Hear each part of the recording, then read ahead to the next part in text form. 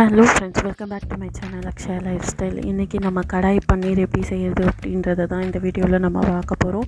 நார்மலாக பன்னீரை வச்சு பன்னீர் பட்டர் மசாலா கிரேவி அது 65 அப்படின்னு இல்லாமல் கொஞ்சம் வித்தியாசமாக காரமாக ஸ்பைஸியாக எப்படி நம்ம செய்கிறது அப்படின்றத பார்க்க போகிறோம். ஸோ வாங்க டக்குன்னு வீடியோக்குள்ளே போயிடலாம்.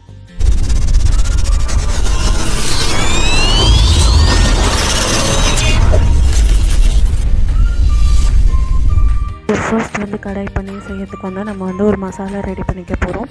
அதுக்கு நான் தனியாக எடுத்திருக்கேன். இப்போ காஞ்ச மிளகா, பட்டை, சோம்பு, சீரகம், மிளகு, ஏலக்காய் கொஞ்சோன்னு எடுத்திருக்கேன். இதெல்லாம் நம்ம அப்படியே வடைச்சட்டியில் போட்டு ஃப்ரை பண்ணி பவுடர் மாதிரி அரைச்சி எடுத்துக்க போகிறோம். பிகாஸ் இது ஒரு நல்ல ஃப்ளேவர் கொடுக்கும். நம்ம இருக்க மசாலாவை ஆட் பண்ணுறத விட நம்மளே அரைச்சி போடும்போது அது ஃப்ளேவரை கொடுக்கும். தனியாக தான் இதுக்கு அதிகமான குவான்டிட்டி அப்படின்னு பார்த்திங்கன்னா நம்ம தனியாக தான் எடுக்கணும். மற்ற எல்லாமே நான் ஒரு டேபிள் ஸ்பூன் அளவு தான் எடுத்திருக்கேன். மிளகு, சோம்பு, சீரகம் போட்டிருக்கேன். பிரிஞ்ச இலை இப்போ நம்ம சேர்க்க போகிறோம். நான் தனியாக மட்டும் ஒரு கப் ஃபுல்லாக எடுத்திருக்கேன். அதுக்கப்புறமா பட்டை, ஏலக்காய், கிராம்பு இது மூணையும் நம்ம சேர்த்துக்க போகிறோம். இதில் எந்த ஃப்ளேவர் உங்களுக்கு பிடிக்காதோ நீங்கள் அதை ஸ்கிப் பண்ணிக்கலாம். இது எல்லாமே நம்ம நார்மலாக நம்ம வீட்டில் இருக்க ஒரு விஷயங்கள் தான். ஸோ அதனால் இதை அப்படியே நம்ம போட்டு இது பண்ண போகிறோம். காஞ்ச மிளகா நான் 7லேருந்து 8 காஞ்ச மிளகா எடுத்திருக்கேன். உங்களுக்கு காரம் எப்படி வேணுமோ இல்லை நீங்கள் எவ்வளோ இது பண்ணுறீங்களோ அதுக்கேற்ற மாதிரி நீங்கள் அதில் காரத்தை அட்ஜஸ்ட் பண்ணிக்கலாம். வேறு எதுவுமே இப்போ நம்ம ஆட் பண்ண போகிறதில்ல. இதை நல்லா ஃப்ரை பண்ணிவிட்டு அந்த மிளகாவோட கலர் மாறணும். அதுக்காக கருக்க விட்டுறக்கூடாது மிளகா. ஏன்னா மற்றது ஸ்மெல்லு தான் நமக்கு தெரியும்.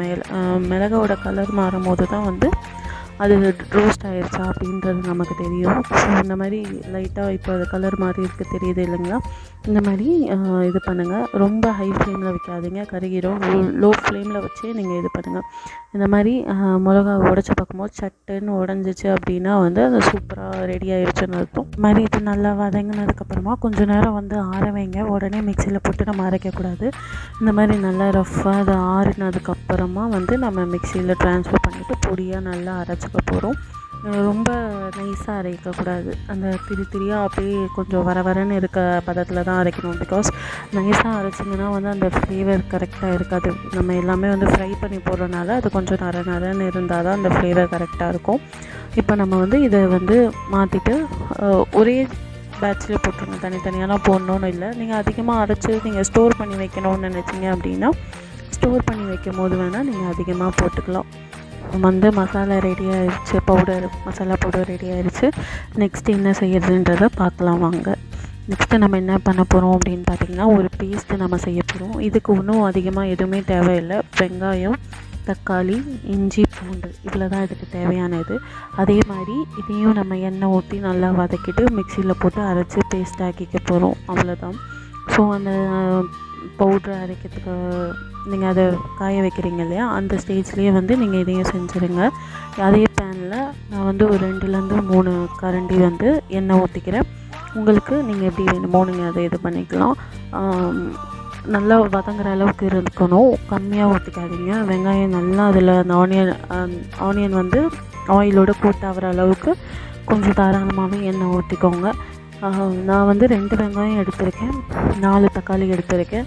2லேருந்து 3 வரைக்கும் நீங்கள் இஞ்சி சேர்த்துக்கலாம். பூண்டு கொஞ்சம் அதிகமாக சேர்த்துக்கோங்க. பூண்டு தான் ஃப்ளேவர் தரும். ஸோ எண்ணெய் நல்லா காஞ்சதுக்கப்புறமா இப்போ பூண்டை அதில் நம்ம ஆட் பண்ணிக்கலாம். பூண்டு லைட்டாக இது பண்ணும்போது நீங்கள் இப்போ இஞ்சி அதில் ஆட் பண்ணிக்கலாம். இது ஒவ்வொன்றா கலர் மாறணும்லாம் அவசியம் இல்லை. மொத்தமாக எல்லாத்தையும் போட்டு நீங்கள் ஃப்ரை பண்ணுறதுல தான் இருக்குது. எல்லாத்தையும் தனித்தனியாலாம் போட்டு நீங்கள் இது பண்ண தேவையில்லை. இப்போ நம்ம ஆனியன் சேர்த்துக்கலாம். அதோடையே சேர்த்து இது பண்ணிக்கோங்க. பூண்டு லைட்டாக கலர் மாறிடுச்சுக்கு பார்த்தீங்கன்னா இப்போ இந்த ஸ்டேஜில் நம்ம ஆனியன் போட்டுக்கலாம். உங்களுக்கு டைம் இல்லை அப்படின்னா நீங்கள் எல்லாத்தையுமே போடும் போதே ஸ்டார்டிங்கில் அந்த ஆயில் கொதி வரும்போதே நீங்கள் எல்லாத்தையும் மொத்தமாக போட்டுக்கலாம். எல்லா வெங்காயத்தையும் போட்டுட்டு நல்லா ஒரு கிளறி விட்டுருங்க. ஆல்ரெடி நான் நிறைய வீடியோஸில் சொல்லியிருக்கேன். ஆனியன் சீக்கிரம் வதங்கணும்னு நினச்சிங்கன்னா அதில் ஒரு டேபிள் ஸ்பூன் உப்பு போட்டிங்க அப்படின்னா சீக்கிரம் வதங்கிடும். இது ரொம்ப நம்ம இது பண்ண போகிறது இல்லை. லைட்டாக அந்த தக்காளி மசஞ்சதுக்கப்புறமா நம்ம இது பண்ண தான் போகிறோம். எடுத்து நம்ம மிக்சியில் போட்டு அரைக்க தான் போகிறோம். இந்த அளவுக்கு கலர் மாறினா போதும். நான் பொறுமையாக தான் செய்கிறேன். அதே மாதிரி உங்களுக்கு சீக்கிரம் வதங்கணும்னு நீங்கள் நினச்சிங்கன்னா அதில் ஒரு டேபிள் ஸ்பூன் உப்பு போட்டுக்கலாம். இப்போதைக்கு நான் இதில் எந்த உப்புமே நான் ஆட் பண்ணலை. தக்காளி போட்டு தக்காளி நல்லா மேஷ் ஆகணும். அதாவது எப்படி சொல்கிறது, நல்லா வேகணும். தக்காளி 1க்கு 2 இருக்கக்கூடாது, இல்லை முழுசாலாம் இருக்கக்கூடாது. நல்லா பேஸ்ட்டாக ஆனதுக்கப்புறமா வந்து இந்த மாதிரி இதிலே வந்து நல்லா பேஸ்ட் ஆகிடணும். பட் ஆனால் நம்ம மிக்சியில் அரைக்கணும். இஞ்சி பூண்டு போட்டிருக்கோம் இல்லையா, அதனால் மிக்சியில் அரைச்சாதான் வந்து கடாய் பன்னீர் செய்யும் போது அந்த ஃப்ளேவர் கரெக்டாக இருக்கும். இப்போ இந்த வீடியோவில் வந்து நான் எல்லாமே வந்து ஸ்டெப் பை ஸ்டெப்பாக தான் காட்டுறேன். தேவையான பொருட்களை ரெடி பண்ணிவிட்டு அதுக்கப்புறமா லாஸ்ட் ப்ராசஸ் என்னன்றதை தான் நான் காட்டுறேன். ஸோ அது வந்து ஒருத்தவங்களுக்கு யூஸாக இருக்கும். அதே மாதிரி இதையும் வந்து தனியாக எடுத்து வச்சுருங்க. ஆறுனதுக்கப்புறமா மிக்சியில் போடணும், இல்லைனா மிக்சி சூடாகிடுச்சுன்னா வந்து நம்மளால் இது பண்ண முடியாது. ஸோ இந்த மாதிரி எடுத்து வச்சுட்டு அதே மாதிரி மிக்சியில் போட்டு நம்ம ஃபைன் பேஸ்ட்டாக இது பண்ணிக்க போகிறோம். ஆனியன் கிரேவியும் வந்து நமக்கு ஆனியன் பேஸ்ட்டும் வந்து நமக்கு சூப்பராக ரெடி ஆயிடுச்சு. நெக்ஸ்ட்டு நம்ம என்ன பண்ண போகிறோம்னு பார்த்திங்கன்னா வந்து பன்னீரை வந்து நம்ம ஃப்ரை பண்ணி எடுக்க போகிறோம். அதுக்கு அதே பேனில் வந்து நான் பட்டர் எடுத்திருக்கேன். அந்த பட்டர் நான் வந்து ஒரே ஒரு பேக்கெட் பன்னீர் தான் எடுத்திருக்கேன். ஸோ அதுக்கேற்ற மாதிரி பட்டர் ஆட் பண்ணிக்கோங்க. அந்த பட்டரை வந்து நல்லா மெல்ட் ஆகிறதுக்கும், ரொம்ப மெல்ட் ஆக விட்டுறக்கூடாது. அப்படி அப்படியே லைனாக வந்து பன்னீரை இது பண்ணி வச்சுக்கோங்க. ஒன்றுக்கு ஒன்று ஒட்டாமல் இந்த மாதிரி க்யூப் ஷேப்லேயோ, இல்லை உங்களுக்கு எந்த ஷேப்பில் வேணுமோ, பெருசாக வேணுமோ சின்னதாக வேணுமோ அதுக்கேற்ற மாதிரி கட் பண்ணிவிட்டு அந்த பட்டரோடையே நீங்கள் வந்து இது பண்ணி விட்டுருங்க. அது பட்டர் மெல்ட் ஆனதுக்கப்புறம் போட்டிங்கன்னா கலர் மாறிடும். ஸோ அதனால் பட்டர் மெல்ட் ஆகிட்டு இருக்கப்பவே வந்து எல்லாத்தையும் ஒன்றுக்கு ஒன்று விட்டாமல் இந்த மாதிரி தனித்தனியாக எடுத்து வச்சுருங்க. எடுத்து வச்சுட்டு நம்ம பன்னீர் வந்து ஒன்றுக்கு ஒன்றா இப்படி திருப்பி போட்டு ஃப்ரை பண்ணி எடுக்க போகிறோம். ரொம்ப ஃப்ரை பண்ணணும் அப்படின்னு அவசியம் இல்லை. அந்த கலர், அந்த கோல்டன் ப்ரௌன் கலர் வந்தால் போதும். டீப் ஃப்ரை ஆயிலில் போட்டு ஃப்ரை பண்ணுற மாதிரி, நம்ம பன்னீர் மசாலாலாம் போடுற மாதிரிலாம் இருக்க வேணாம். நெக்ஸ்ட்டு நம்ம வந்து என்ன பண்ண போகிறோன்னா ஆனியனையும் கேப்சிகமையும் வந்து இதே மாதிரி ஃப்ரை பண்ணி எடுத்துக்க போகிறோம். அதாவது நம்ம டிக்காக்கெலாம் பண்ணுவோம் இல்லையா, இந்த மாதிரி ஆனியனையும் கேப்சிகமையும் நான் எடுத்திருக்கேன். அதே பேன்லேயே நான் எடுத்திருக்கேன். கொஞ்சோண்டு எண்ணெய் ஊற்றி இந்த மாதிரி ஷேப்பில் வந்து ஆனியனையும் குடமிளகாவையும் கட் பண்ணி வச்சுருக்கேன். இதுலேயே நான் எந்த விதமான சால்ட்டும் ஆட் பண்ணலை. இப்போதைக்கு நம்ம செஞ்ச எதுலேயுமே எந்த விதமான சால்ட்டும் நம்ம ஆட் பண்ணலை. பிகாஸ் ஒன்றுத்தில் ஆட் பண்ணிவிட்டு ஒன்றுத்தில் ஆட் பண்ணும்போது சால்ட் டிஃபர் ஆகும். ஒருத்தவங்களுக்கு அதிகமாகிடுச்சுன்னா கஷ்டம். ஸோ அதனால் லாஸ்ட்டாக நம்ம கிரேவிலேயே நம்ம ஆட் பண்ணிக்கலாம். இப்போ இந்த மாதிரி நல்லா ஃப்ரை ஆனால் போதும். அந்த ஆயில் வந்து அந்த ஆனியனில் ஊற்றி அந்த ஷைனி தெரியுது பார்த்திங்களா, அப்படியே கிளாஸ் மாதிரி தெரியுது பார்த்திங்களா, அந்த ஸ்டேஜில் நம்ம ஆஃப் பண்ணிக்கிட்டால் போதும். நம்ம வேறு எதுவும் இல்லை, நம்ம வந்து ரொம்ப கோல்டன் ப்ரௌன்லாம் ஆக விட வேணாம். குடமிளகா ஃப்ரை ஆகிருக்கிறதும் நமக்கு தெரியும், ஆனியன் வந்து ஃப்ரை ஆகிருக்கிறதும் நமக்கு தெரியும். ஸோ இந்த ஸ்டேஜில் நம்ம ஆஃப் பண்ணிட்டால் கரெக்டாக இருக்கும். ஸோ ஃப்ரெண்ட்ஸ், நம்ம எல்லாமே வந்து ரெடி பண்ணி வச்சாச்சு. கடாய் பன்னீருக்கு தேவையான எல்லாமே ரெடி. ஸோ வாங்க ஃபைனலாக எப்படி எல்லாத்தையும் அசம்பிள் பண்ணுறது, எப்படி ரெடி பண்ணுறதுன்றத பார்க்கலாம். ஸோ இப்போ நான் வந்து கடாயை எடுத்துக்க போகிறேன். கடாயை எடுத்துகிட்டு அதில் வந்து 2 டீஸ்பூன் வந்து எண்ணெய் ஊற்றிக்க போகிறேன். எண்ணெய் ஊற்றிட்டு அதில் வந்து பட்டரும் சேர்த்துக்க போகிறேன். பட்டரும் கண்டிப்பாக நம்ம சேர்த்தே ஆகணும். நான் இந்த அளவுக்கு பட்டர் எடுத்துருக்கேன். ஸோ அந்த எண்ணெய் நல்லா காஞ்சதுக்கப்புறமா இப்போ நம்ம பட்டர் போட்டுக்க போகிறோம். பட்டர் நல்லா மெல்ட் ஆகணும். நான் வந்து ஒரே பேனில் தான் செய்கிறேன். ஸோ 1 பேன்லேயே வந்து நம்ம வந்து கடாய் பன்னீர் எவ்வளோ ஈஸியாக செய்ய முடியுன்றதை பாருங்கள். இப்போ இதே மாதிரி அந்த பட்டர் மெல்ட் ஆனோடனே வந்து நம்ம அரைச்சி வச்சுருக்கோம் இல்லையா, ஃபஸ்ட்டு அந்த ஆனியன் பேஸ்ட் அரைச்சி வச்சுருக்கோம் இல்லையா, வெங்காயம் தக்காளி இஞ்சி பூண்டை போட்டு அரைச்சி வச்ச பேஸ்ட்டை வந்து நம்ம இதோட சேர்த்துக்க போகிறோம். வந்து பார்த்திங்கன்னா எண்ணெய் வந்து கொஞ்சம் அதிகமாக இருந்தால் தான் அந்த எல்லாமே போட்டு நம்ம வதக்கும் போது கரெக்டாக இருக்கும். இப்போ இந்த மாதிரி வந்து அதில் வந்து லைட்டாக கொதி வரணும். நம்ம சட்னிலாம் கொதி வரும் இல்லையா, அந்த மாதிரி வரும்போது இதில் வந்து நான் என்னோட தேவைக்கேற்ற மாதிரி உப்பு சேர்த்துக்கிறேன். உங்களுக்கு எவ்வளோ உப்பு வேணுமோ நீங்கள் அதுக்கேற்ற மாதிரி சேர்த்துக்கலாம். நல்லா உப்பு போட்டு நல்லா கிளறி விடுங்க. அதுக்கப்புறமா வந்து இப்போ நான் வந்து காஷ்மீரி சில்லி தூள் சேர்த்துக்கிறேன். அது ஒரு கலர், நல்ல ஒரு கலர் கொடுக்கும். ப்ளஸ் காரமும் நம்ம ஏற்கனவே இதில் மசாலா அதெல்லாம் இருக்குது.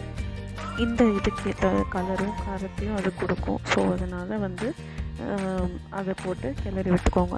இப்போது நம்ம வந்து அந்த அரைச்சி வச்சுருக்க பொடியை வந்து ஆட் பண்ண போகிறோம். அதுவும் உங்கள் தேவைக்கு ஏற்ற மாதிரி நீங்கள் ஆட் பண்ணிக்கலாம். நான் வந்து 2 டீஸ்பூன் சேர்க்குறேன். ஸோ 2 டீஸ்பூன் சேர்த்து நல்லா கிளறி விடுங்க. அந்த கலர் நல்லா போனதுக்கப்புறம் அதுக்கப்புறமா வந்து நம்ம ஆனியன் ஃப்ரை பண்ணி வச்சுருக்கோம் இல்லையா, கேப்சிகமும் ஆனியனும் ஃப்ரை பண்ணி வச்சுருந்தோம் இல்லையா எண்ணெயில், அது நம்ம சேர்த்துக்க போகிறோம். சேர்த்துட்டு நம்ம வந்து கிளறி விடுங்க. அது எல்லாமே வந்து அந்த கிரேவியோட கோட் ஆகணும். நான் சொன்ன மாதிரி நம்ம எதுலேயுமே சால்ட்டு சேர்க்கலை. ஸோ சால்ட்டு வந்து உங்கள் இதை வந்து நீங்கள் செக் பண்ணி பார்த்துட்டு போட்டுக்கோங்க. இப்போ நம்ம வந்து பட்டரில் ஃப்ரை பண்ணி வச்சுருக்க பன்னீரையும் அது கூட வந்து நம்ம ஆட் பண்ணிக்க போகிறோம். ஆட் பண்ணிவிட்டு எல்லாமே வந்து நல்ல ஒரு கோட்டிங்கில் இருக்கணும். நல்லா எல்லாத்தையும் வந்து மிக்ஸ் பண்ணி விடுங்க. உங்கள்கிட்ட வந்து ஃப்ரெஷ் க்ரீம் இருந்தால் நீங்கள் ஃப்ரெஷ் க்ரீம் சேர்த்துக்கலாம். ஸோ எல்லா வீட்லேயும் அந்த வந்து ஃப்ரெஷ் க்ரீம் அவைலபிளாக இருக்காதுன்றதுனால நான் சிம்பிளாக வீட்டில் இருக்க பொருட்களை வச்சு எப்படி செய்யலாம் அப்படின்றத தான் நான் காட்டினேன். உங்களுக்கு என்ன வேணுமோ நீங்கள் ஆட் பண்ணிக்கலாம். பேசில்ஸ் எது வேணால் ஆட் பண்ணிக்கலாம். நான் வந்து கசூரி மேத்தி மட்டும்தான் ஆட் பண்ணுறேன். வெந்தயக்கீரை இலை அது மட்டும்தான் ஆட் பண்ணுறேன். அது வந்து நார்மலாகவே நம்மளுடைய எல்லா ஹோல்சேல் மார்க்கெட் எல்லாத்துலேயுமே கிடைக்கும். அதுவும் உங்களுக்கு அவைலபிளாக இல்லை அப்படின்னா நீங்கள் வெறும் கொத்தமல்லி புதினா மட்டும் போட்டுக்கலாம். டேஸ்ட்டு செம்மையாக இருக்கும். பிகாஸ் இதுக்கு வந்து அந்த ஆனியன் பேஸ்ட்டும் நம்ம அரைச்ச அந்த பொடியும் மட்டும்தான் ஃப்ளேவர். ஸோ வந்து நீங்கள் மற்றது எக்ஸ்ட்ராக்காக நாங்கள் ஆட் பண்ணணுன்னு அவசியம் இல்லை. கார்னிஷ்காக நம்ம என்ன போடுறோமோ அது வந்து நம்மளோட ஆப்ஷனல் தான். ஸோ உங்களுக்கு இந்த ரெசிபி பிடிச்சிருக்கும்னு நினைக்கிறேன். பிடிச்சிருந்தா லைக் பண்ணுங்கள், ஷேர் பண்ணுங்கள், சப்ஸ்கிரைப் பண்ணுங்கள். கூடவே பக்கத்தில் இருக்க பெல் ஐக்கானை கிளிக் பண்ணிக்கோங்க. அப்போ தான் நான் போடுற வீடியோஸ்க்கான நோட்டிஃபிகேஷன் உங்களுக்கு ரெகுலராக வரும். இப்போது வந்து நான் வந்து லாஸ்ட்டாக பட்டர் எதுக்கு ஆட் பண்ணேன் அப்படின்னு பார்த்தீங்கன்னா அது ஒரு ஷைனினஸ் கொடுக்கும் நம்ம சர்வ் பண்ணும்போது, அதுக்காக ஆட் பண்ணேன். நான் நெக்ஸ்ட் இன்ட்ரெஸ்டிங்கான டாபிக் இல்லை இன்ட்ரெஸ்டிங்கான வீடியோவோட நான் மீட் பண்ணுறேன். அதுக்கு முன்னாடி இந்த ரெசிபியை நீங்கள் ட்ரை பண்ணி பார்த்தீங்கன்னா எப்படி இருக்குது அப்படின்றத கீழே கமெண்ட்டில் சொல்லுங்கள். இன்ஸ்டாவில் என்னை டேக் பண்ணி சொன்னாலும் எனக்கு ரொம்ப சந்தோஷமாக இருக்கும். So bye friends, take care, see you.